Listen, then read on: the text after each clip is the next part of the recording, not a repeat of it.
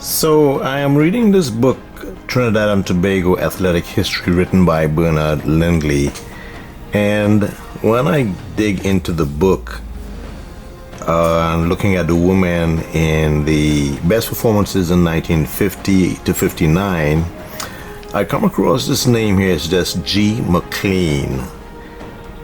In 1952, G. McLean ran 11 flat together with Julie Charles, again in 1952, 11 flat for the 100 yards.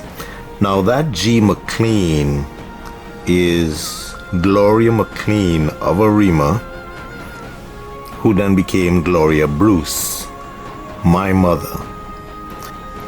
So in this book, Trinidad and Tobago Athletic History by Bernard Lindley,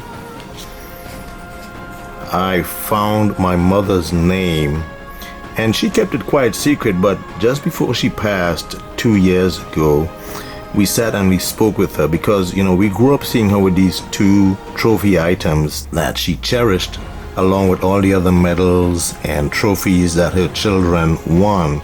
That's David Bruce, my younger brother, Teresa Bruce, and myself, Andrew Bruce. What we found is that she started running at age 12 at the Arima Girls Government School. And when she left school, she was asked by Coach Ernest Armstrong to join the Arima Athletic Club in 1948 at the age of 15.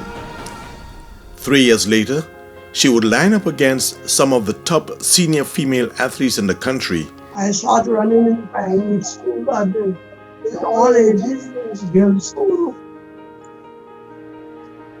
From the age of 12, when they used to call me Jet Sam. Why they call it Jet Sam? Yes, after one of the races was Brown Vermont, then we had Jet Sam. So then Jet Sam remained my name. So when I won in 1951 in the Olympics in the back oval, I was the youngest runner amongst Pearl Gooding and all those other women. They were better athletes than me. What games was this? That was in 1951. At Queen's Park? Yes, Queen's Park Oval. What race was that? 100 yards. 100 yards. Yeah. So 1951, the sport of Spain. Queen's Park Oval. It was a little track. Dirt track. Yeah. The prize was a shield. Oh. Where is that? Do you still have that shield? Yes, the shield is still here, marked 1951.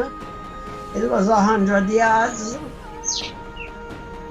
Well, that was the first time I happened to meet up all these different athletes because they were big women to me. So that is why when I run, they call me the barefoot runner. So you won the 100 meters barefoot, and you came second. Yes. 100 yards, eh? 100 yards. Wow. And all everybody else was big women to me. What was the other track meet you ran in? In the next year, I went to Southern Games. 52. Yes, in 52, I went to Southern Games. And one of the athletes lent me a shoes. Uh-huh. Because I had no shoes. That was the first time I put on shoes on the foot. And what you came? I came second And who beat you? in the same 100 yards.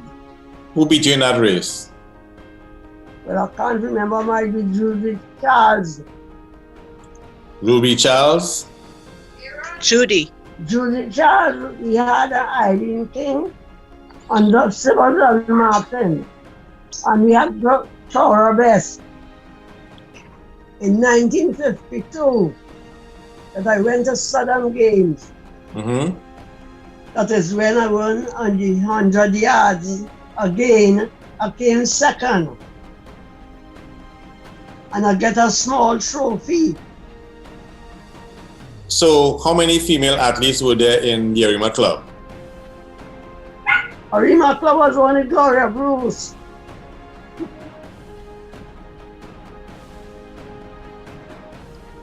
You were the only female. Yes. Who were some of the men in the club at that time? Ernest Armstrong. We had Robert C. Potter. Isa Muhammad. We had a boy they called Rod. He was a high jumper. And a Cliff Georgie Lewis. All of those, they used to train the team. And where you should be training? In Arima Savannah. The horses used to run in one direction and we run in the opposite direction. Did people used to come and watch you all run in Arima? Well, yes, in those days, never. We used to line on the Savannah railing. So apart from the Southern Games, what other games you ran in? Well, I went to Seco.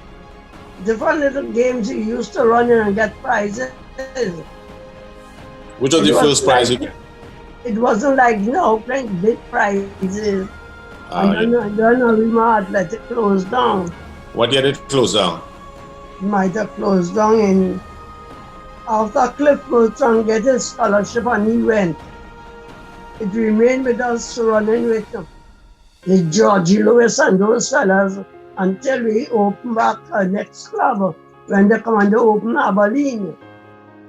I called the former president of the National Amateur Athletic Association, Dr. Jesse Noel, who was around in the days of the Amateur Athletic Association in the 60s and the Athletic Association Union before the formation of the NTAs in 1971, and asked him if he remembered my mother competing in the 50s.